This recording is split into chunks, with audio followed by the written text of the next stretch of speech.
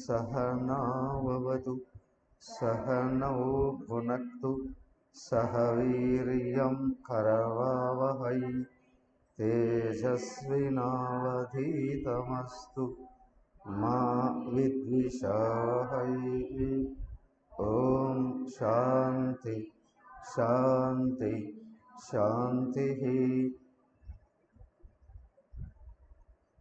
ओम गुरुर्ब्रह्मा गुरुर्विष्णुः गुरुर्देवो महेश्वरः गुरुरेव परं ब्रह्म तस्मै श्री गुरवे नमः। ओम प्रपन्नपारिजाताय स्तोत्रवेत्रैकपाणये गीतामृतदुहे नमः। ओम सच्चिदानन्दरूपाय विश्वोत्पत्त्यादिहेतवे तापत्रयविनाशाय श्रीकृष्णाय वयं नमः। हरि ओम।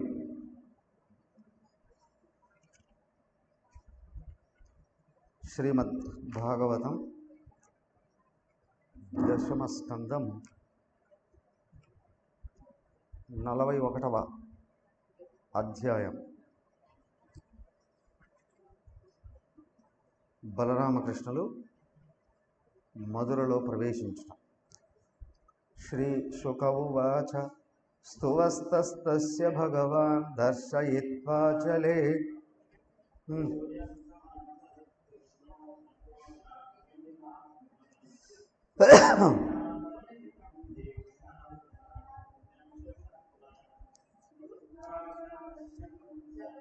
విస్మితో రథమాగమతు తమపృచ్ఛదృషీకేశః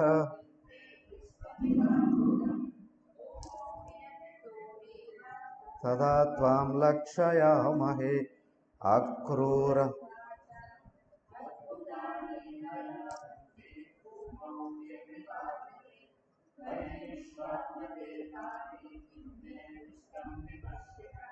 యత్రాద్భుతాని సర్వాణి భూమౌ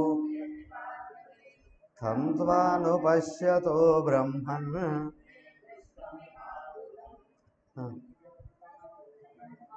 స్యందనం గాధి.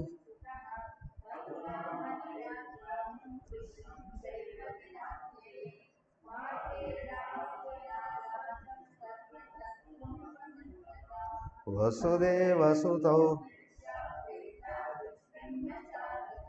ఓకే, సరే సౌండ్ వస్తుంది. హరి ఓం.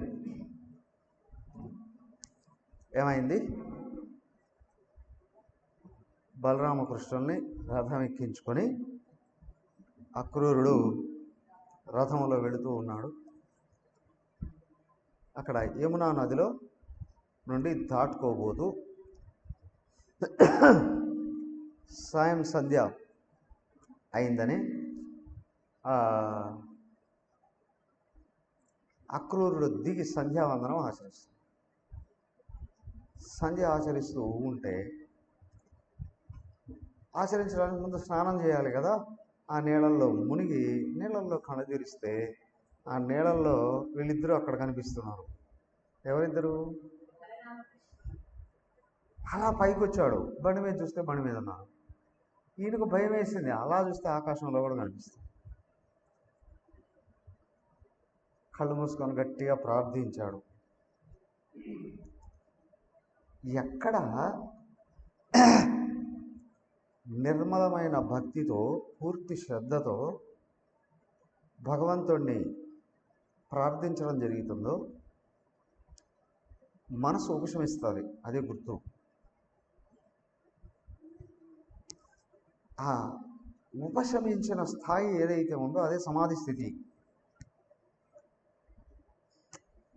శాస్త్రం చాలా జటిలమైన విషయాలు చెప్తుంది, కానీ నిర్మలమైన భక్తి కలిగిన వాడికి కరతలామలకం. ఎవడు సాధకుడో వాడికి శాస్త్ర అధ్యయనము, శాస్త్ర అనుసరణ, శాస్త్ర బోధన ఆనందదాయకం, మూడు కూడా. కానీ మనస్సు నిర్మలత్వాన్ని పొందలేదు అని అంటే లక్ష్యం భగవంతుడు ఒక్కటే అయి ఉండడం నిర్మలత్వం.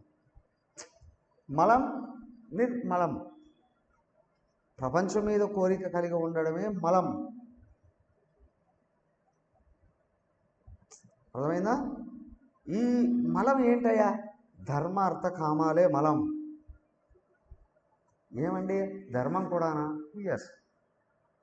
అర్థకామ ఆపేక్షతో కూడిన ధర్మం ఏదైతే ఉందో పుణ్య ఫలాలను మాత్రం ఇస్తుంది. మోక్ష ఆపేక్షతో కూడిన ధర్మాచరణ ఏదైతే ఉందో మనసును శుద్ధి చేస్తుంది, సత్వగుణాన్ని ఇస్తుంది. సో కాబట్టి ఇక్కడ అక్రూరుణ్ణి ఉత్తమ సాధకుడుగా చూపిస్తున్నాడు. ఇక్కడ వ్యాసుల వారు ఉత్తమోత్తమ సాధకుడుగా కనిపిస్తున్నాడు. ఎప్పుడు భగవంతుడిని కోరుకుంటూ మనం సేవ చేస్తున్నాము. భగవంతుడిని కోరుకోవడం అంటే నాకు కావాల్సింది భగవంతుడిని ఇవ్వమనడం వేరు, అది ధర్మ ఫలం కోరుకోవడం. కానీ భగవంతుడు కావాలి అని కోరుకుంటూ కర్మ చేస్తూ ఉన్నాము. అవునా? ధర్మ ఆచరణ ఇది మనసు శుద్ధి అయిపోతుంది. అదే నిష్కామ కర్మ. భగవంతుడు కావాలి నాకు అనుకుంటూ చేసే కర్మ ఏదైతే ఉందో అది నిష్కామ కర్మ. దాని వలన మనసు శుద్ధి అవుతుంది. ఒక విషయం ఎప్పుడు గుర్తుండాలి, భగవంతుడు కావాలి అంటే భగవంతుడు నేనే అయ్యున్నాను కదా. ఆ విషయం తెలిసిన తర్వాత మరి ప్రపంచం మీద ఎందుకు కోరిక ఉండాలి? అవునా? భగవంతుడు కావాలని కోరిక లేదు. మరి భగవంతుడే కావాలని కోరిక ఎలా వస్తుంది? అదే దైవీ గుణాలు పెరిగితేనే భగవంతుడు కావాలని కోరిపిస్తాను. అవునా? సత్వగుణం అన్నా, దైవీ గుణాలు అన్నా, నిష్కామ కర్మ ఫలము అన్నా, పరిపూర్ణ శ్రద్ధ అన్నా, నిర్మల భక్తి అన్నా, ఇదంతా ఒక్కటే. మనసును శుద్ధి చేసే లోపల దేవుడు ఉన్నాడు, నాకు ఆయనే కావాలి అని అనిపించడం. అక్రూరుడి స్థితి అది. ఆయన ఎటు చూసినా భగవంతుడే కనిపిస్తున్నాడు. దానికి మనం గుర్తించాల్సింది ఎట్లయ్యా అంటే, రోజు చదువుతూనే ఉంటాం, వింటూనే ఉంటాం, చెప్తూనే ఉంటాము. కానీ చూసే శక్తి ఎప్పుడు వస్తుందంటే మనసు ఉపశమిస్తేనే. దానికి ఏం చేయాలి? సర్వకాల సర్వావస్థల్లో భగవాన్ నాకు నువ్వే కావాలి, భగవాన్ నాకు నువ్వే కావాలి, భగవాన్ నాకు నువ్వే కావాలి. త్రిసంధ్యలు గృహస్థ ఆచరిస్తాడు. త్రిసంధ్యలే కాదు, సర్వకాల సర్వావస్థలలో సాధకుడు ఉన్నాడే, ఆయననే కావాలి అని ప్రార్థించడమే సంపూర్ణ శ్రద్ధ. సర్వకాల సర్వావస్థల్లో గమనించుకుంటూ మనసు ఎటుపోతుంది, ఏం కోరుకుంటుంది? భగవాన్ నాకు నువ్వే కావాలి, భగవాన్ నాకు నువ్వే కావాలి. ఎక్కడున్నాడు?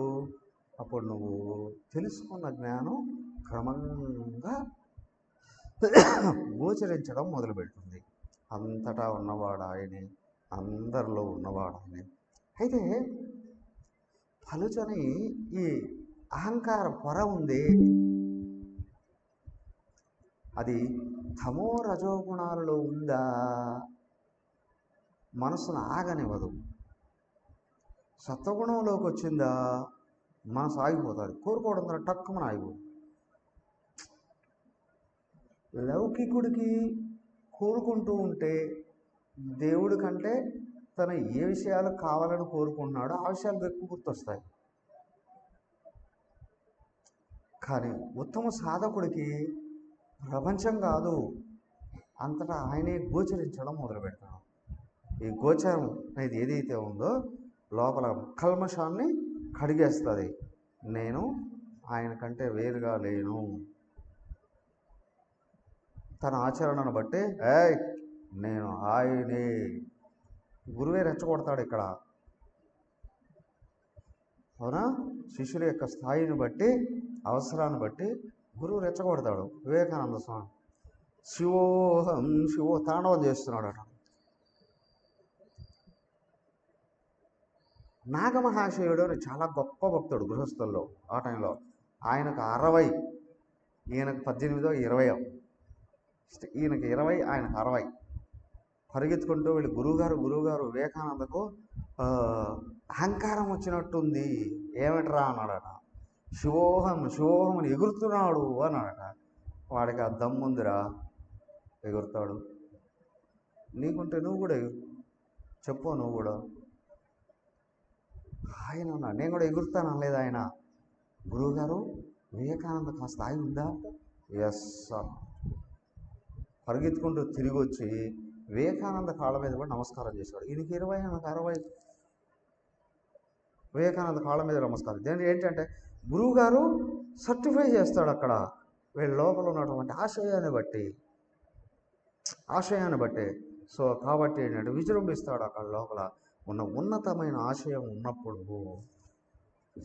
లోపల గురుదేవుడు ఎవరి చేత ఇన్స్పైర్ చేయబడ్డారు? తపోవనుడి చేత. అమ్మగారు, నాకు తెలిసి అమ్మగారు నేను స్త్రీనని ఎప్పుడు గుర్తుండదు, పోయి ఉండొచ్చు, అవునా? కట్టుబొట్టులో స్త్రీ అని భావన ఉండొచ్చునేమో, కానీ వ్యవహారంలోకి వచ్చిన తర్వాత లేదు. గురుదేవుడు అంతకంటే ఎక్కువగా విజృంభింపజేశాడు అమ్మగారిని. మరి అమ్మగారు మాతో రెచ్చగొట్టేవాళ్ళు అక్కడ. ఎవరినో గుర్తుంచుకో, విజృంభించు. సో కాబట్టి ఇక్కడ ఏమైంది అని అంటే, మనం ఆయన కావాలి అని అనుకున్నప్పుడు ఆయన అందరినీ నా వైపు మళ్ళించు అని పంపిస్తాడు. ఏమండి, రాజకీయ నాయకులు కూడా చేసేది ఇదేగా, అవునా? అందరినీ నా వైపు తిప్పుకోవాలి. వాడు భౌతిక వాంఛలతో దేహం నేను అనుకొని దేహం వైపు మళ్ళించమంటాడు. కానీ ఇక్కడ భగవంతుడు ఆయన స్వరూపం ఆయన ఎప్పటికీ గుర్తుంటుంది. అలాగే అందరూ కూడా నేనే అయినారనే విషయంలో దృష్టి అంతర్ముఖం చేయమంటాడు. అర్థమైందా? సత్వగుణం వస్తే దృష్టి అంతర్ముఖమై ఆత్మను పట్టుకుంటుంది. సత్వగుణం లేదు అంటే తమో గుణం ఉంటుంది, గుర్తుంచుకోండి. రజోగుణం అందరికీ ఉంటుంది. తమస్సు కరిగే కొద్దీ సత్వం పెరుగుతుంది, సత్వం పెరిగే కొద్దీ తమస్సు తగ్గుతుంది. అదేంటండి రజోగుణాన్ని గురించి చెప్పలేదే? గమనించి చూడండి. చీకటి పెరిగే కొద్దీ వెలుతురు లుప్తమైపోతుంది, అవునా? వెలుతురు పెరిగే కొద్దీ చీకటి లుప్తమైపోతుంది, అవునా కాదా? అయితే ఈ 2 సమయాలలో జనాల్లో కదలికలు వస్తాయి.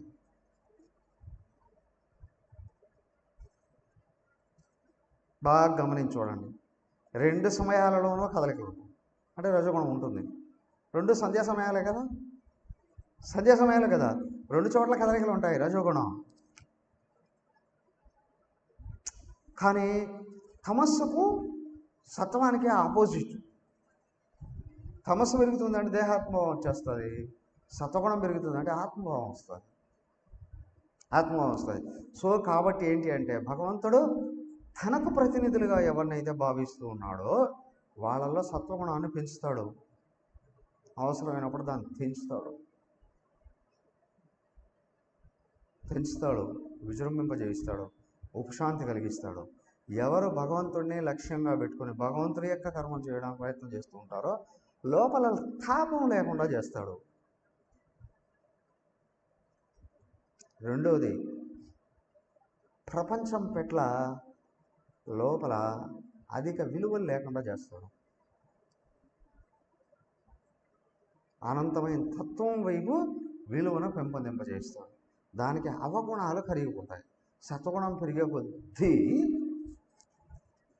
రజోగుణంలోనే అహంకారం, దాని నుండి పుట్టే అరిషడ్ వర్గాలన్నీ వచ్చేది. అరిషడ్ వర్గాలన్నీ వచ్చేది. అది కూడా తమస్సును ఆశ్రయించున్న రజోగుణంలో. కానీ సత్వాన్ని ఆశ్రయించిన రజోగుణం ఆయన కర్మలలో విజృంభిస్తుంది. ఎన్ని చేసినా నేను చేస్తున్నాను అనే భావన లెక్క కట్టనివ్వదు.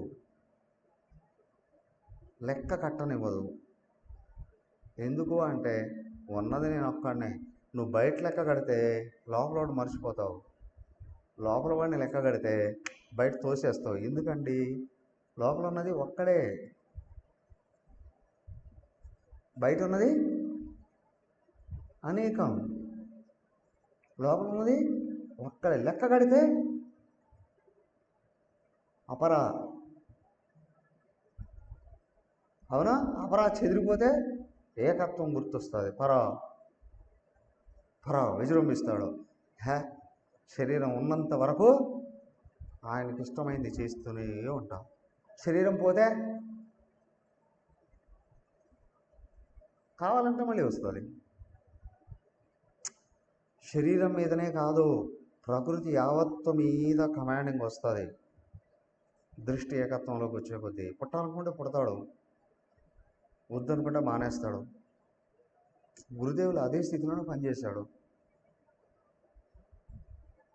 దేహం శిథిలమైన పనిచేస్తున్నాడు. చివరికన్నారు ఆయన చిదానంద స్వామిజీ, మళ్ళీ వస్తాడు ఈయన జీవరాశి మీద ఈయనకున్న ప్రేమ ఉంది, ప్రపంచం మీద కాదు. అర్థమైందా? ప్రపంచం మీద అంటే విషయాల మీద, అర్థకామాల మీద.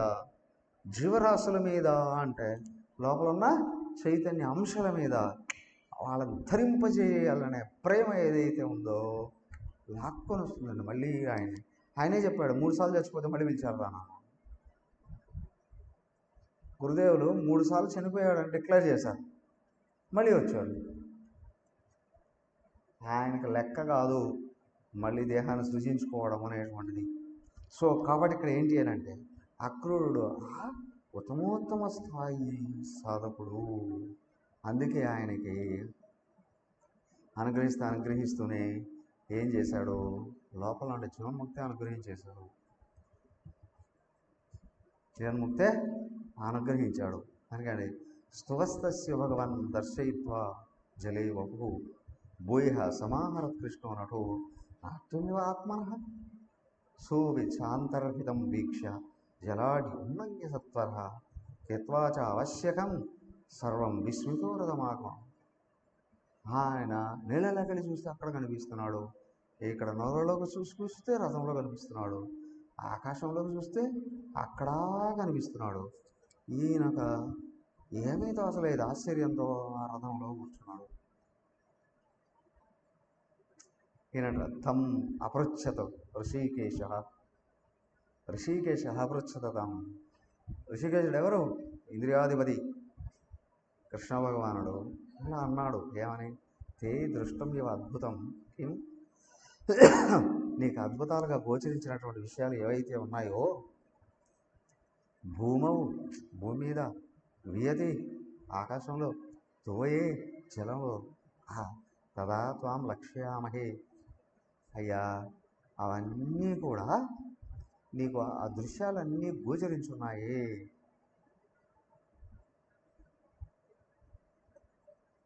ఈయన ఆశ్చర్యంతో చూస్తున్నాడు. ఎవరు? కృష్ణుడు అన్నాడు కదా, నాకు కనిపించిన విషయాలు ఈయన కూడా తెలిసాయి. అదే అద్భుతం. తమస్సుగాను ఉంది అంటే ఈయన ఏదో గారడి చేశాడు అని అనుకుంటాడు. కానీ తమస్సు హరించుకుపోయినప్పుడు లోపల దానికి అక్రూర వాచ అద్భుతానీహ యావంతి భూమో వీతివాచలే త్వయి విశ్వాత్మకే అని కిం మే దృష్టం కిం మే అదృష్టం పశ్యత. అయ్యా నీ యొక్క అద్భుతత్వమేనయ్యా, అదంతా కూడా నీ అనుగ్రహమేనయ్యా. నీ యొక్క నిజరూపాన్ని నాకు గోచరింపజేస్తున్నావయ్యా. ఏమని? అంతటా ఉన్నది నువ్వే. మరి కృష్ణుడు ఏమనాలి? ఎత్ర అద్భుతాన్ని సర్వాణి భూమి వేతివాజలే తం ద్వార అనుపశ్యతో బ్రహ్మన్ కిమ్మే దృష్టమిహాద్భుతం. ఆయన భగవాన్ ఎవరు? అక్రూరుడు. చాలా పెద్దోడు వయసులో, గృహస్థు, అంటే పెళ్ళి అయిపోయింది, పిల్లలు కూడా కలిగి ఉన్నారు. వీళ్ళు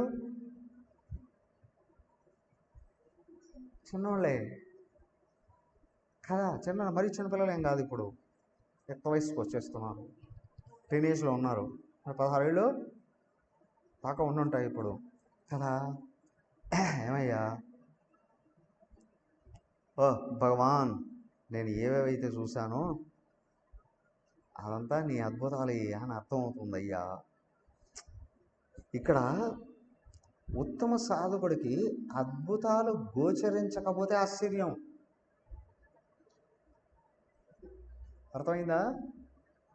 ఉత్తముడికి అంటే సత్వగుణం పెరుగుతూ దైవ స్వభావం అర్థమవుతున్నటువంటి వాడికి నిత్యం నిరంతరం మహత్తులు గోచరిస్తూనే ఉండాలి. ఎప్పుడన్నా ఒకటి జరిగితే చెప్పుకుంటాడు అందరికీ కదా. రోజు కనిపిస్తే ఏం చెప్పుకుంటాడు? ఒకవేళ చెప్పుకోవడానికి ఏమైనా ఆలోచన వచ్చింది అనుకోండి, తన పిచ్చాడు, పిచ్చోడు అన్నోరు మూసుకో, కామ్గా చూడు, తనతనే అనుకుంటాడు. ఏమని? నిత్యం నిరంతరం అద్భుతాలు గోచరించాలి, అడుగడుగునా. ఈశావాస్యోపనిషత్తు చెప్పాడుగా, తత్వానికి దగ్గరయ్యే కొద్దీ దృష్టి ప్రపంచం ఏదైనా కనిపిస్తుందంటే అనేజతి ఏకం మనసో జీవియో నైనద్దేవా ఆప్నువన్ పూర్వమర్షతు తద్ధావతో జ్ఞానత్యేతి తిష్టతు తస్మిన్నపో మాతరిష్వదదాతి. సత్యం గోచరిస్తూ ఉంటుంది విచిత్రాది విచిత్రంగా అన్నిట్లో. తదేజది తన్నైజది తద్దూరే తద్వంతికే. దృష్టి బయటికి వెళితే ఒక విధంగా, లోపలికి వస్తే ఒక విధంగా. తదంతరస్య సర్వస్య తదు సర్వస్యాస్య బాహ్యతః యస్తు సర్వాణి భూతాని ఆత్మన్యేవానుపశ్యతి సర్వభూతేషు చ ఆత్మానం తతః న విజుగుప్సతే. భగవంతుడి యొక్క తత్వం నిరంతరం గోచరిస్తూ ఉంటుంది. అయ్యా, ఇదంతా నీ అద్భుతమే కదా. అర్థమైపోయింది, ఉపశమించేసింది. లోపల ఎక్కడో కొంచెం తాపం ఉంది. ఏమని? నా దేవుడికి ఏమైనా అవుతుందేమో అక్కడ. చిన్నవాళ్ళు కదా, అక్కడ కంసుడు చాలా ఏర్పాట్లు చేసి పెట్టున్నాడు. ఎందుకో? ఆతిథ్యం ఇవ్వడానికా, అంతం చేయడానికా? అవునా కదా. ఎవడు భగవంతుణ్ణి లేదా ఆయన ప్రతినిధులైన ఋషులు మహాత్ముల్ని దెబ్బ కొట్టాలి అని అనుకుంటున్నాడో, వీడు ఏ విధంగా ఆలోచన చేస్తే అవే తిరిగి వస్తాయి వాడికి. ఇదే విచిత్రం, అవునా? మహాత్ముల గురించి, ఋషుల గురించి, భగవంతుడి గురించి ఏది ఆలోచిస్తూ ఉన్నాడో దానికి 10 రెట్లుగా వీడికి తిరిగి వచ్చేస్తూ ఉంటాయి. ఏదైనా నెగిటివ్ ఆర్ పాజిటివ్, ఏదైనా సరే 10 రెట్లుగా అప్పటికప్పుడే రిటర్న్ వచ్చేస్తూ ఉంటుంది. ఆయన్ని అంతం చేయాలి అని అనుకుంటే వీడు అంతమైపోతున్నాడు అని అర్థం. ఆయన్ని అందరికీ చూపించాలి అనుకుంటే వీడు అందరి నోళ్లలో కళ్ళలో తిరుగుతాడు అని అర్థం. అంతే. సో కాబట్టి ఇక్కడ ఏంటి అంటే, ఇక్కడ అక్రూరుడేమో వీళ్ళిద్దరి పరిస్థితి ఆపోజిట్. ఒకడు చంపుదామని ప్లాన్ చేశాడు, అవునా? పంపిస్తూ ఉన్న దుర్మార్గుడిని పంపించకుండా అక్రూరుణ్ణి పంపించాడు. ఎందుకు అక్రూరుని పంపించాడు?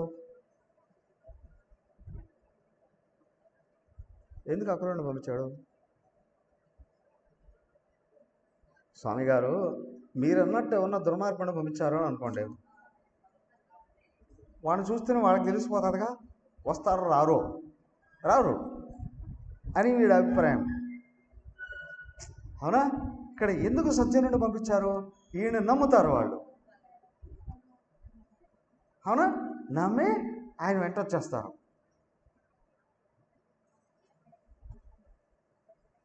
నమ్మించి తీసుకొని వచ్చి గొంతు కోసేవాడే నమ్మక ద్రోహి అంటారు కదా. ఆయన భగవంతుడు భక్తుడిని వాళ్ళు నమ్ముతారు సరే, కానీ భగవంతుడు భక్తుడు నీలాంటి దుర్మార్గుడికి ఎందుకు సహాయం చేస్తాడు? అర్థమైందా? ఇది గుర్తించాలి. చిన్న మిస్టేక్ ఏమది? వరే కంస, ఫులిష్ ఫెలో, ఆయన భక్తుడు కదా, ఆ విషయం నీకు తెలుసు, ఈయన చెప్తే ఆయన వస్తాడు అని అనుకుంటున్నావు, కానీ పోయిన ఈయన నీ ప్లాన్ చెప్పకుండా ఎలా ఉంటాడు? అవునా? ఆయన నీ దగ్గర ఉన్నాడు ఓకే, కానీ ఎవరికి భక్తుడు? ఆయనకు భక్తుడు. ఆయనకు భక్తుడు నీ ప్లాను ఆయనకు చెప్పకుండా ఎట్లా ఉంటాడు? ఇదే పప్పులు కాలేస్తాడు. అల్పబుద్ధి కలిగిన వాడు ఉన్నాడే, వాడు గొంతు వాడే కోసుకుంటాడు. అర్థమైందా? వాడి గొంతు వాడే కోసుకుంటాడు. ఆ భస్మాసురుడు ఏం చేశాడు? సేమ్ కృష్ణుడిని తీసుకురాకుండా ఇంకొద్ది రోజులన్నా బతికేవాడు. అవునా? కృష్ణుడిని తీసుకొని వచ్చి వీడి గొంతు వీడే కోసుకుంటున్నాడు కదా. వెళ్ళినవాడు చెప్పకుండా ఎలా ఉంటాడు ఆ భగవంతుడు భక్తుడు? సీక్రెట్లు అప్పు చెప్పకుండా విప్పి చూపించకుండా ఎట్లా ఉంటాడు? చెప్పేశాడు కదా, అయ్యా వాడి ఆలోచనతో ఉన్నాడు, నాకు తెలుసులేవయ్యా కదా. ఎన్ని చూడండి, జస్ట్ ఆయన అలాగా రావడం, ఈయనతో మాట్లాడడం, అట్లాగా వెళ్ళడం, ఎన్ని ట్విస్ట్లో చూడండి. ఇక్కడ ఎన్ని ట్విస్ట్లో చూడండి. ఈయన వచ్చాడు ఓకే, కంసుడు ఆనందిస్తున్నాడు, వాళ్ళు వస్తారులే చంపేద్దామని. ఈయన కొంచెం లోపల సంశయిస్తున్నాడు, నా గురించి ఏమైనా అనుకుంటాడేమో అని. ఈ దుర్మార్గుడు వీడు అక్రూరుడు కాదు మహాక్రూరుడు అని అనుకున్నారు గోపికలందరూ. మా కృష్ణుని ఎత్తుకెళ్ళిపోతున్నాడు అనుకున్నారు. అవునా? అయ్యయ్యో వీళ్ళని తీసుకెళ్తున్నానే, వారి చేతిలో పెట్టబోతున్నానే, అక్కడ ఏమవుతారు ఏమో అని బాధపడ్డాడు. ఇక్కడ బాధపడి వేడుకున్న లోపల తలడిల్లిపోతున్నాడు అక్రూరుడు. అందుకే ఆ తలడిల్లడం అనేటువంటిది ఏదైతే ఉందో భగవంతుడి మీద ప్రేమతో, కాబట్టి ఇక్కడ అద్భుత దర్శనాలన్నీ ఇచ్చాడు భగవంతుడు, అద్భుతత్వాలన్నీ గోచరింపజేశాడు. ఇప్పుడు తాపం వదిలిపోయింది. అవునా? ఇప్పటికి అక్రూరుడికి స్పష్టంగా గోచరిస్తుంది ఏమని, ఏం జరగబోతుంది అనే విషయం. అవునా? ఎవడు హృదయం నిండా భగవంతుడినే పెట్టుకున్నాడో, సాకార సగుణంలో ఉన్నంత వరకు కొంచెం తాపం ఉంటుంది. నిరాకార నిర్గుణంలోకి వచ్చాడా, కదలిక లేదు, ఇక తాపం ఎగిరిపోతుంది. అప్పుడు భగవంతుడితో ఏకత్వాన్ని పొందుతాడు, ఏకత్వ స్థితి వస్తుంది. ఏంటి అంటే, నేను ఆయనకంటే వేరు కాదు, నేను ఆయనకంటే వేరు కాదు. కదలికే లేదుగా, తాపానికి అవకాశం ఎక్కడుంది? ఇంకా సంపూర్ణంగా భగవంతుడి ఇచ్చ కొరకు పాటుపడేవాడు ఎవడైతే ఉన్నాడో, కృష్ణుడు చెప్పాడు అక్కడ నమ్మగర్భంగానే, వాడికి టైం తీరింది లేవయ్యా, నన్ను తీసుకెళ్తున్నాడు అని. తాపానికి హేతు ఎగిరిపోతుంది ఎటువైపు చూసినా. అంటే ఎలా అంటారండి, ఇక్కడ అయ్యా ఇంత పెద్ద గ్రంథాన్ని రాయొచ్చు, యొక్క సాదృశ్యంతోనే ఒక గ్రంథాన్ని రాయొచ్చు, ఒక గ్రంథాన్ని రాయొచ్చు.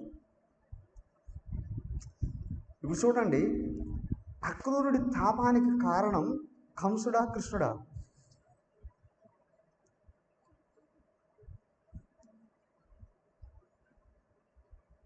తాపానికి కారణం కంసుడా కృష్ణుడా? కృష్ణుడా కంసుడా?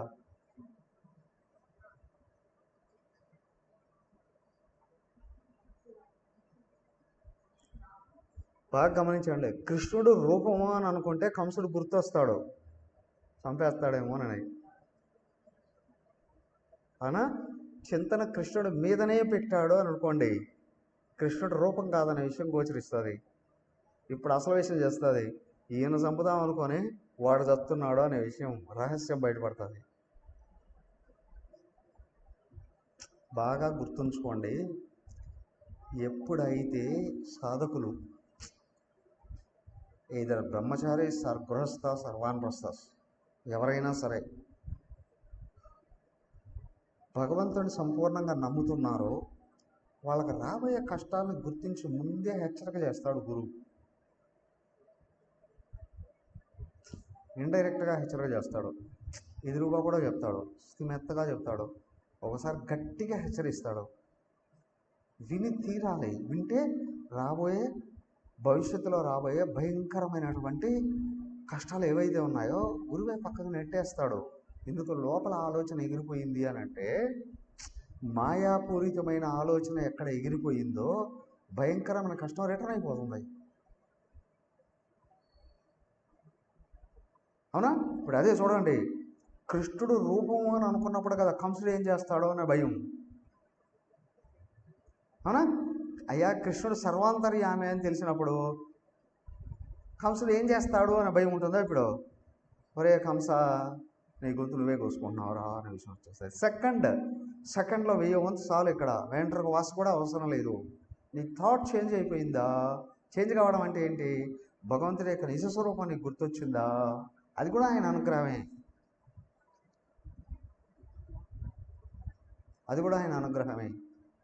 ఎక్కడైతే తత్వం గుర్తొచ్చిందో తాపానికి మూలాలు అన్నీ ఎగిరిపోతాయి. ఏంటి అంటే అక్కడ తాపం కాదు కదా, అస్సలు భావాలే ఎగిరిపోతాయి. ఏంటి అంటే అన్నీ ఆయనే కదా అండి. అమ్మో ఈయన ఎలా చంపుతాడో ఏమో, అది కూడా ఎగిరిపోతుంది. ఎందుకు? ఆ దుర్మార్గుల్లో కూడా ఉన్నది ఈయనే కదా.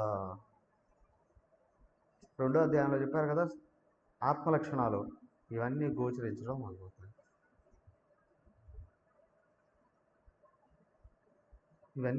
మొదలు పెడతాయి.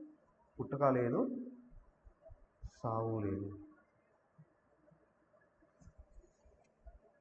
ఉన్నది ఏకత్వమే. ఆపూర్యమాణమచల ప్రతిష్టం సముద్రమావహ ప్రవిశంతి యద్వతు తద్వత్కామాయం ప్రవిశంతి సర్వే శశాంతిమాప్నోతి న కామకామి. ఇది అద్భుతం. ఆ దృష్టితో మనం ఎక్కడ అడుగుపెట్టినా అన్నీ అనుకూలమవుతాయి.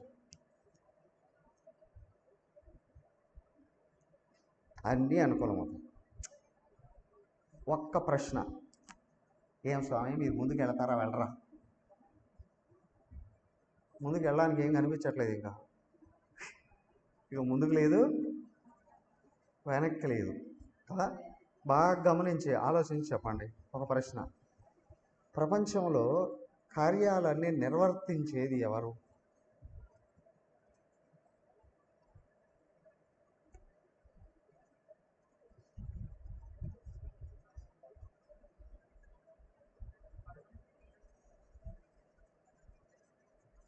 గట్టిగా మీకు తెలిసిన ధైర్యంగా చెప్పాలి అంతే. ఎవరు అన్ని పనులు నిర్వర్తిస్తూ ఉన్నారు?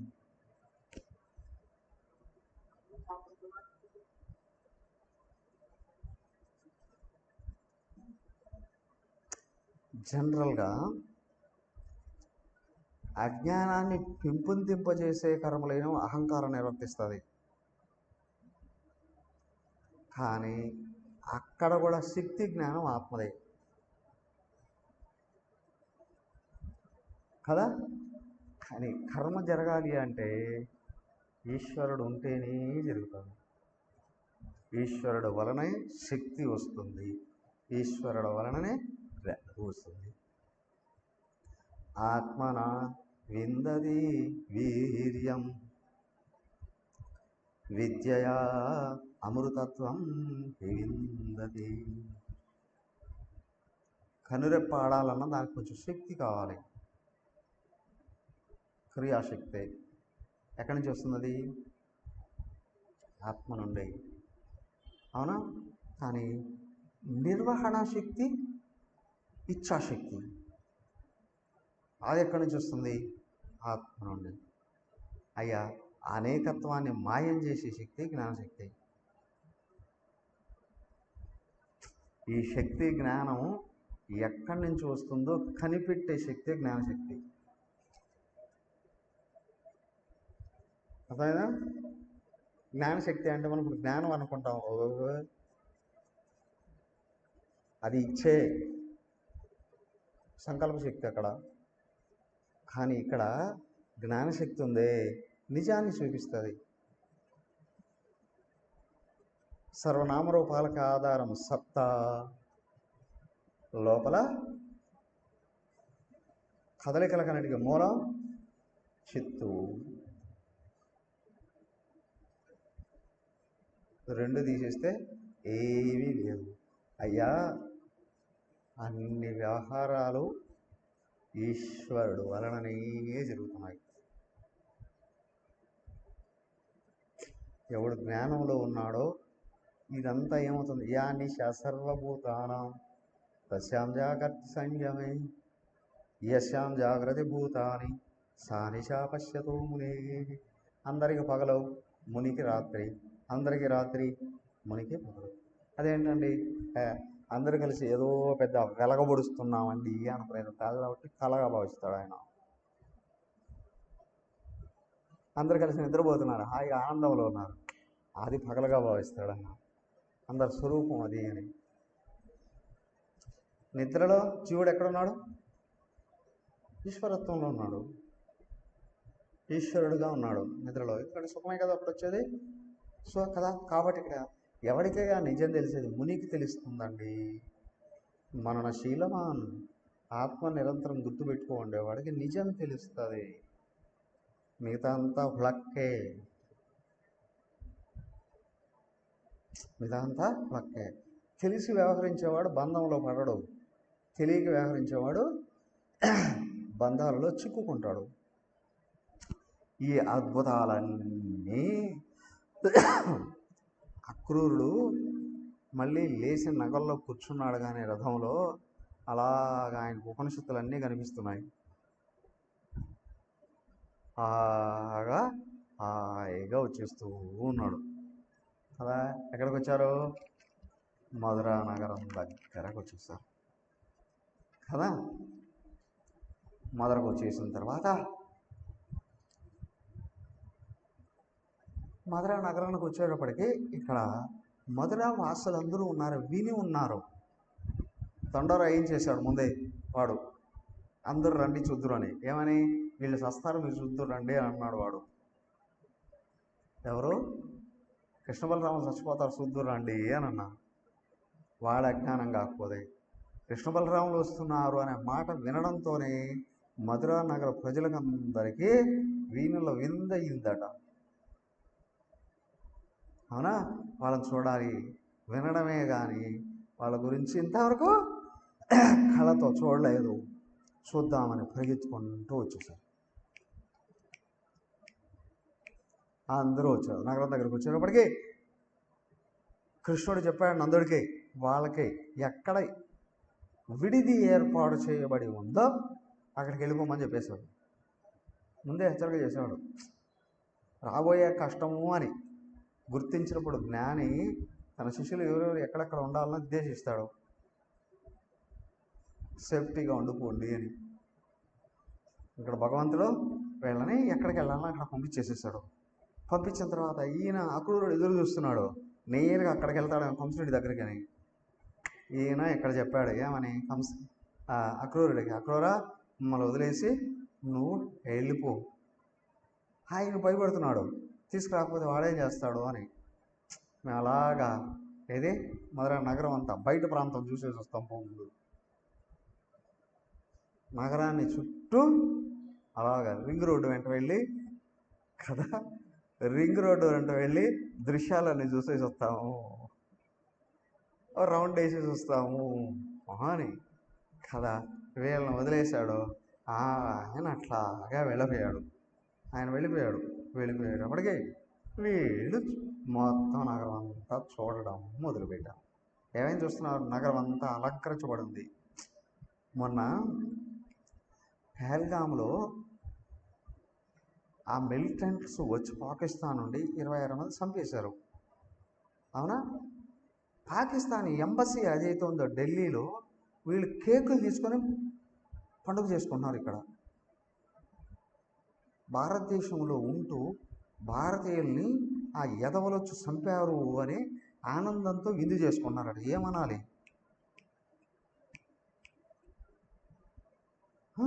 విందు చేసుకున్నారు. తెలియకుండా ఉంటాయా? పాకిస్తాన్ ఎంబసీ ఉంది, అక్కడ పెద్ద పెద్ద కేకులు తీసుకొని విందు చేసుకున్నారట. అన్ని విషయాలు అధ్యక్షుడికి తెలుస్తాయో తెలియవా? తెలుస్తాయి తెలియవా? అయ్యా, లోపల ఏం జరుగుతుంది, బయట ఏం జరుగుతుంది, ఆయన నోటీసులోనే ఉన్నాయి అన్నీ కూడా. ఈయన వెళ్ళి మొత్తం నగరం అంతా చూస్తూ ఉన్నాడు. నగరం అంతా చూస్తూ ఉంటే ఏమిటి అని అంటే, నగరాన్నంతా అలంకరింపజేయించాడట. ఒకటేమో ధనుర్ యాగం అని, రెండోది వీళ్ళిద్దరు నా శత్రువులు చచ్చిపోతున్నారులే అని అనుకుని వీడు ముందే పండుగ వాతావరణం సృష్టించేశాడు. ఎవడు? కంసుడు పండుగ వాతావరణం సృష్టించేసేసాడు, నా శత్రువులు చచ్చిపోతున్నారు అని. ఆహా, అది చూడడానికి వీళ్ళు వెళ్ళారు. ఏమేమి ఏర్పాట్లు చేస్తున్నాడు, ఎక్కడెక్కడ ఎవరెవరు ఉన్నారు, మొత్తం అంతా తిరిగారు. తిరిగి నగరం అంతా చూశారు. చూసి మధ్యలోకి వస్తున్నారు కదా. వస్తే ఆ రోజు అక్కడ రాత్రికి ఆగుతారు కదా, ఆగినట్టు ఆగి మార్నింగ్ తిరిగి వస్తూ ఉన్నారు. వీళ్ళు నగరంలోకి ప్రవేశించి ఏం చేస్తున్నారు?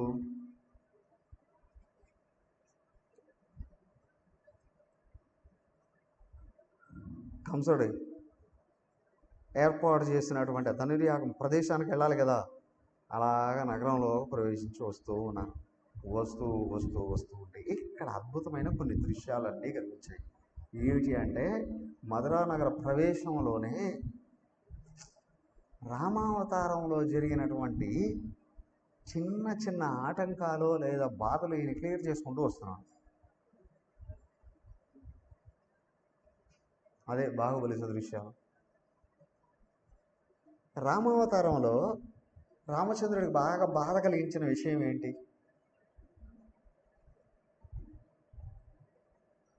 ఒకటి, రావణాసురుడు సీతను తీసుకెళ్ళిపోవడం. రావణాసురుడిని అప్పుడే చంపేశాడు, అయిపోయింది కదా. కానీ మళ్ళీ సీతాదేవిని వదలాల్సిన అవసరం వచ్చిందా లేదా? ఎప్పుడది?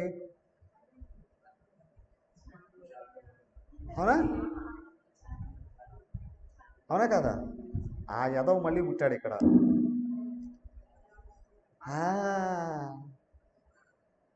సమయాయ్ అయ్యా, ఎవరు చేసుకున్నది వాళ్ళు అనుభవించి తీరాలి. ఎవరు ఏం చేసినా తిరిగి మళ్ళీ అక్కడికే వస్తాయి కదా. వాడట కంసుడికి చాగలట. ఇప్పుడు కంసుడు బట్టలన్నీ తీసుకుని వెళ్ళి వాడికి ఒక టీం ఉంది. ప్రతి ఒక్కరికి టీంలు ఉంటాయి కదా, కుల సంఘాలు. అవునా? ఈ టీం అంతా కలిసి ఈ కంసుడు వాళ్ళ ఇంట్లో వాళ్ళ బట్టలన్నీ తీసుకుని వెళ్ళిపోయి ఉతికొని చక్కగా ఐరన్ చేసుకొని ఆ దారిలో వెళుతూ ఉన్నాడు. వాడు గూనుడు. వాడు వెళుతుంటే కరెక్ట్గా అప్పుడే రాచవీధిలో ప్రవేశించారు కృష్ణ బలరాములు. రాచవీధిలో ప్రవేశించారు. బాగా గమనించండి. ఇప్పుడు మనం రామాయణం పారాయణం చేసిన తర్వాత ఏమైంది? చివరి రోజు హోమం చేసాం కదా, కళ్యాణం చేసాం, అవునా? ఆయనకి అవభృత స్నానం చేసాం. తర్వాత ఏం చేయాలి? ఊరేగాలి, అవునా కదా? భగవంతుడు పెగాలి. అలాగే మహాత్ములైతే ఆ స్థలానికి ప్రవేశించేటప్పుడే ఊరేగింపుతో వస్తారు. ప్రవేశించేటప్పుడే ఊరేగింపుతో వస్తారు కదా. మరి ఈయనెవరు? కృష్ణుడు ఎవరు? అన్యాయం ఉన్నాడు. మరి వచ్చేటప్పుడు ఊరేగింపుతో రావాలి కదా, అవునా కదా? గురువుగారిని పిలుస్తున్నామంటే ఏం చెప్తారు? కొండకొమ్మంతా పిలిచి ఎంటర్ అవుతూ ఉండగానే పూలమాల వేసి పువ్వులు చల్లుతూ, అవునా, తీసుకొస్తారు కదా. మరి కృష్ణుడు తీసుకురావాలా లేదా? అలాగా. ఈయనేమో అక్కడ గోకులం బృందావన పల్లెటూరు నుండి వచ్చాడు. అట్లాగే వెళితే బాగుంటుందా కదా?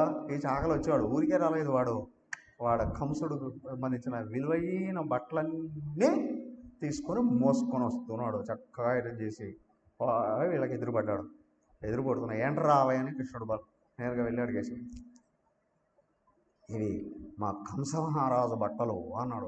వాడు పొగుడుతూ ఏనన్నాడు. అయితే కొన్ని బట్టలు మాకు ఇవ్వు అని అన్నాడు. అడిగింది ఎవరు? అడిగింది? ఎవరు? సాక్షాత్ నారాయణమూర్తి. వీడు ఇవ్వాలనా లేదా? ఏమన్నాడు వాడు? వరే పల్లెటూరు బైకులారా, అక్కడెక్కడో పల్లెటూరులో పుట్టి అడవుల్లో తిరిగి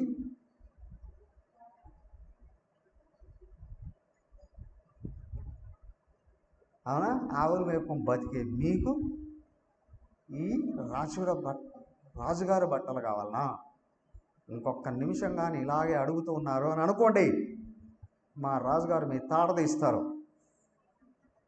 మీకు ప్రాణాల మీద ఆశలు అయిపోయినట్టే. నోరు మూసుకొని పక్కకి వెళ్ళండి అని అన్నా. వీడు భయపడి నేను ఇవ్వను అని ఉంటే ఒకెత్తు. కానీ వాడు విమర్శించాడు, నీచంగా తిట్టిపోశాడు కదా. కృష్ణుడు ఎదురు చూస్తున్నాడు. ఇంకెక్కువ డిస్కషన్ చేయదలుచుకోలేదు వీడితో.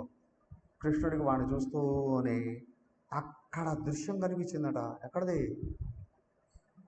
అక్కడ సీతాదేవిని విమర్శించాడు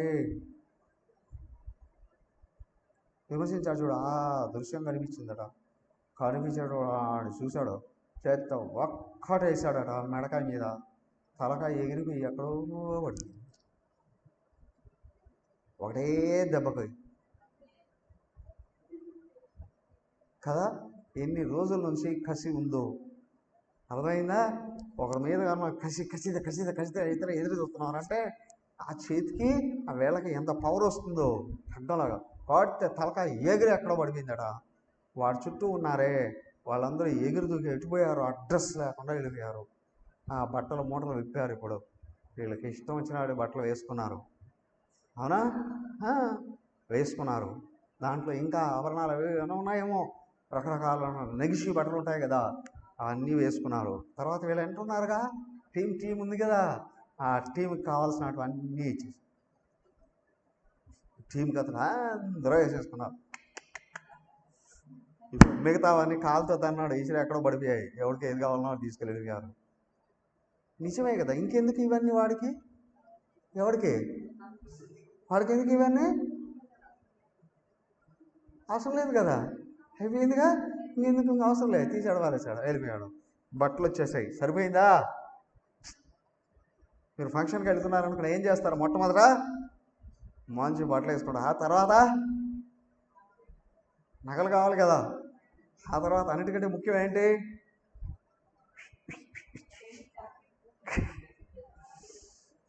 అవునా? ఆ తర్వాత ఏమైంది? కొంచెం దూరం లేనప్పటికి ఏమైంది? పెర్ఫ్యూమ్స్ అన్నీ పట్టుకోస్తుంది ఒక ఆవిడ.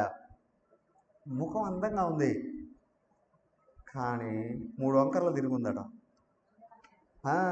ఎటుకుని ఇటు అడుగుకు పోయిందేమో, కాళ్ళు వంగాయేమో, 3 వంకర్లు తిరిగి ఉందట. ఎవరావిడ?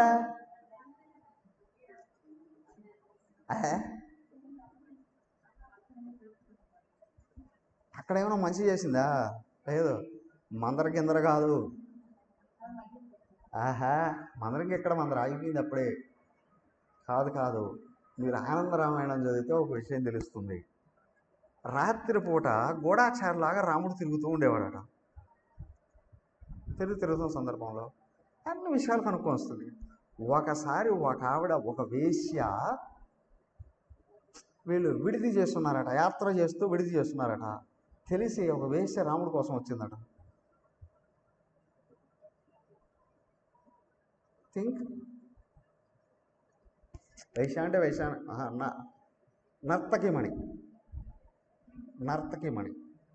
నర్తకిమణి రాముడు అంటే ఇష్టంతో రాముడు కలవాలని వచ్చిందట. అక్కడికి వచ్చి సీతాదేవి చూసింది. ఒంటరిగా రాత్రిపూట ఒక్క స్త్రీ భర్తను కలవడానికి వస్తే భార్య ఏం చేస్తుంది?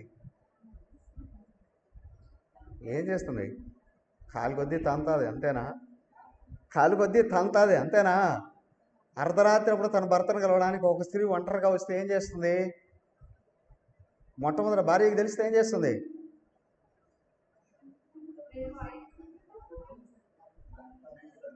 ఏం చేస్తారు?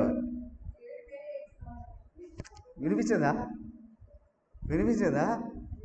అర్ధరాత్రి పూట ఒక అందమైన స్త్రీ తన భర్తను కలవడానికి, ఆమె భర్తను కాదు, ఏం చేస్తుంది? అవునా? సీతాదేవి చూస్తుంది. ఎవరే ఆగే నువ్వు అక్కడ? ఏమిటి అంటే నేను రాముడు కలవాలి. ఇప్పుడేంటి పని రాముడితో? అర్థమైందా? ఇప్పుడేం పని రాముడితో? రాముడు అంటే నాకు ఇష్టం, నేను రాముడు కలవాలి. పీకింది అక్కడ. పీకి 4 పీకి పరిసరాల్లో ఎక్కడైనా కలిగించే వరకు, అవునా, నీ కుప్పు కట్ చేసి నీకు ఒంటికి మంట పెట్టి పైకి పంపిస్తా అని చెప్పింది. పరిగెత్తి పారిపోయింది రాముడు తలుచుకుంటూ. ఇక్కడ కుజ్జగా పుట్టిందట. రాముడిని గురించి తెలిసి కూడా రాముడి మీద ఆలోచనలతో వచ్చిందా? అర్థమైందా? ఆమె ఇక్కడ కుజ్జగా పుట్టిందట. 3 వంకర్లతో పుట్టిందట. ఆమె ఎదురై ఏం చేస్తుంది? ఎవరు నువ్వు అంటే తన పేరు ఏదో చెప్పింది. అవునా? ఆమె చెప్పింది, నేను రాజుగారికి పెర్ఫ్యూమ్స్ తయారు చేసి ఇచ్చొస్తూ ఉంటాను అని చెప్పింది. వాళ్ళ వంశవృత్తి అది, వాళ్ళ కులవృత్తి అది. పెర్ఫ్యూమ్స్ అని తయారు చేసి ఆ కంస మహారాజుకి ఇచ్చొస్తూ ఉంటాను. అలా చూశాడు. మాకు ఇస్తావా కొని అన్నాను. నీకంటే ఎక్కువ అంది. లోపల ఎవరి మీద అనుకూలమైన భావన ఉందో వాళ్ళు ఎదురుతూనే వాళ్ళ ముఖం పుట్టినప్పటి నుంచి చూడకపోయినప్పుడు ఇప్పుడు ఏమవుతుంది? ఆత్మీయత అనేది కలుగుతారా కదా? అయ్యా నీకంటే ఎక్కువ, మరి అన్నీ నాకు ఇచ్చేస్తే మీ కంస మహారాజు తర్వాత ఏమైనా అనుకోనిలేరే, నీకంటే ఎక్కువ బాగా నేను అన్నీ తీసి తిరగబెట్టింది. చక్కగా ఆయన కూడా వేసేసుకున్నాడు. ఆయన అవునా? పెర్ఫ్యూమ్స్ అన్నీ పూసేసుకున్నాడు. ఏదో కొన్ని ఆభరణాలు కూడా ఉన్నాయి, అవి కూడా వేసుకున్నాడు. అవునా? అయిపోయిన తర్వాత ఏమైంది? ఆమెని కళ్ళీళ్ళు పెట్టుకుందట. ఏమని? తన ఆకారాన్ని చూసుకొని ఆమెని 3 ఏళ్ళు, అది 1 ఏళ్ళు అలాగా గడ్డం కింద పెట్టి ఇలా అన్నాడట. 3 అడుగులు ఉంది, అప్పుడు 5.5 అడుగులు అయిపోయింది. అలాగా 3 వంకరలు ఉన్నాయి. త్రిలోక సుందరి అయిపోయింది. ఆమె తన ఇంటికి ఆహ్వానించింది కృష్ణుని. అయ్యా మా ఇంటికి వచ్చి మమ్మల్ని పావనం చేసి వెళ్ళు. అంతా అయిపోయిన తర్వాత వస్తానులే అన్నాడు. కార్యం అంతా, తలుసుకున్న కార్యం అంతా. ఆ తర్వాత ఆమెను అనుగ్రహించాడండి ఆయన. వాళ్ళ ఇంటికి వెళ్ళి వచ్చాడండి కదా. పెర్ఫ్యూమ్స్ అన్నీ వచ్చేసాయి. సరిపోయిందా? అలాగా వెళుతూ ఉన్నాడట. వెళుతూ ఉంటే ఇంకొక అతను బట్టలు నేర్చేవాడట. పట్టుబట్టలు నేర్చేవాడట. వాడి ఇంటి దగ్గరికి వెళ్ళారు. వాడి ఇంటి దగ్గరికి వెళ్ళేటప్పటికి వాడు నిజంగా లేచి పరిగెత్తుకుంటూ వచ్చి ఆహ్వానించాడు, చూపించాడు పట్టుబట్టలని. భగవాన్ మీకు ఏం కావాలనో అన్నీ అప్పటికప్పుడే తయారు చేసి ఇచ్చేసాడట. మంచి పట్టుబట్టలని, వస్త్రాలని. మరి అక్కడ తీసుకున్నాటి ఏమో అవన్నీ ప్రశ్నించకూడదు, తీసి ఇసురు పారేసాడేమో. వాడు చంపడానికి బట్టలాడుకుంటాడు. లేకపోతే ఆ దరిద్రుడు వాడు వేసుకున్నాటివే ఎవరు ఈయన వేసుకొని ఉండాలా? అవునా? వాడు పీక పోయడానికి ఆ విధంగా బట్టలు అడిగాడు. అవి నీసి పారేశాడు. వీడు వస్త్రకారుడు ఉన్నాడే, పట్టుబట్టలన్నీ ఇచ్చాడట. ఇచ్చాడు, ఆనందంగా ఇచ్చాడట. ఆనందంగా ఇస్తే అతన్ని అనుగ్రహించాడట. అవునా? చాలా గొప్పగా అనుగ్రహించాడట అతన్ని. సకల సిరి సంపదలు ఇచ్చాడట, ఐశ్వర్యం ఇచ్చాడట, భగవంతుని భక్తి కలగాలన్నాడట. చివరికి నువ్వు చనిపోయేసిన నా సారూప్య ముక్తి పొందుతావు అని నేరుగా నా లోకంలోకి వచ్చి నాలాంటి రూపాన్ని పొంది నన్ను సేవించే అవకాశాన్ని పొందుతావు అని ఆయన అనుగ్రహించాడు. అయిపోయింది. ఇంకొంచెం ముందుకు వెళ్ళాడట. ఇంకొకడు సుధాముడు అని అంట వాడి పేరు. ఆ సుధాముడు కాదు, ఈ సుధాముడు వేరు. మాలాకారుడు, పూలమాలలు చేసేవాడు. రాజుకు పూలమాలలు అంటే ఎలా ఉంటాయి? వైభవపేతంగా ఉంటాయి కదా, అద్భుతమైన వైభవపేతంగా ఉంటాయి కదా. అలాంటి మాలలు తయారు చేసేవాడట. ఆహ్వానించాడట. ఆహ్వానించి అత్యంత ఉత్తమమైనటువంటి మాలని, నగిశీలతో ఉంటాయి కదా, ఆ మాలని భగవంతుడికి వేసి చూసుకొని ఆనందించాడట వాడు. వాడి దగ్గర భగవంతుడికి కొంచెం సంభాషణ కూడా జరుగుతుంది. ఎందుకంటే వాడు కంస మహారాజుకు బట్టలు ఇస్తూ ఉంటే ఇవ్వచ్చునేమో కానీ వీడు పరమ భాగవతోత్తముడు. కృష్ణుడిని చూస్తూనే వీడికి ఆశువుగా తత్వం అంతా బయటకు వచ్చేస్తుంది. చదవండి తర్వాత 43వ శ్లోకం నుండి 50వ శ్లోకం వరకు, 50 దాకా తర్వాత చదవండి. ఇప్పుడు కాదు, నేను ముగించేస్తున్నా. ఈ మాలాకారుడు అవన్నీ వేసి ఆ భగవంతుడిని అత్యంత ఆర్తితో పొగుడుతాడు. పొగిడితే ఆయన వారి సేవకు అత్యంత ఆనందంతో వాడికి అనుగ్రహం ఇస్తారట. ఏమని? నీకు నా మీద అచంచలమైనటువంటి భక్తి కలుగుగాక. భగవంతుడి గుణగణాలను పొగిడేటువంటి వాడికి అలాంటి అనుగ్రహం ఇస్తారు వాళ్ళు. ఇప్పుడు అన్నమయ్య వచ్చాడు. ఎందుకు వచ్చాడు? అన్నమయ్య ఎందుకు వచ్చాడు? ఈయన్ని పొగడడానికి వచ్చాడు కదా. అయ్యా, అది సమానమైన మనుషుల విషయంలో అయితే పొగడతలు అవసరమని. కానీ ఇక్కడ ఆ పొగడతల రూపంలో కీర్తనలు వచ్చాయి. కీర్తనలు చూసి ఎంతమంది ధరించారో, ఎంతమందికి భక్తి ఉదయించిందో కదా. అలాంటి వాళ్ళని ఇతనికి నా యందు నీకు పరమ భక్తి కలుగ్గాక అని ఆశీర్వదించాడు. ఆయన కోరుకున్న వరాలు ఇచ్చేసాడు. అంతేకాదు, అద్భుతమైన తేజస్సును ఇచ్చాడు. అయితే ఏమండి, వీడు రేపటి నుండి ఆ కంసుడికి ఇక పూలమాల కడతాడా? వాడు బట్టలు నేస్తాడా? మరి వాడేమన్నా చేయడు వీళ్ళని? రాజుగారి నుండి దృష్టి మరలిస్తే రాజుగారు ఏమైనా చేయడా వీళ్ళని? ఏమయ్యా, వాడు బతుకుంటే కదా ఏమైనా చేయడానికి. అర్థమైందా? అవునా? వాడు బతుకుంటే కదా వీళ్ళని ఏమైనా అనడానికి కదా. కాబట్టి అది తెలిసి ఏంటి అని అంటే ఈయన మీదికి దృష్టి సంపూర్ణంగా మరలింపజేసేసాడు. పరిపూర్ణమైనటువంటి భక్తిని ప్రసాదించాడట. అంటే రేపటి నుండి వీడు నిరంతరం భగవంతుడిని పొగుడుతూ ఉంటాడు. అలాగా చేసుకుంటూ ఆయన లోపలికి ప్రవేశిస్తూ ఉన్నాడు. ప్రవేశించేటప్పుడు ఇప్పుడు ఇక్కడ నుండి కొన్ని భయంకరమైన దృశ్యాలు అనేవి కూడా ఎదురయ్యాయి. ఏమిటి అవి? ఏం చేస్తాడు చూద్దాం. మరి ఓం సర్వే భవంతు సుఖినః, సర్వే సంతు నిరామయాః, సర్వే భద్రాణి పశ్యంతు, మా కశ్చిత్ దుఃఖభాగ్ భవేత్. ఓం శాంతి శాంతి శాంతి. హరి ఓం. శ్రీ గురుభ్యో నమః. హరి ఓం.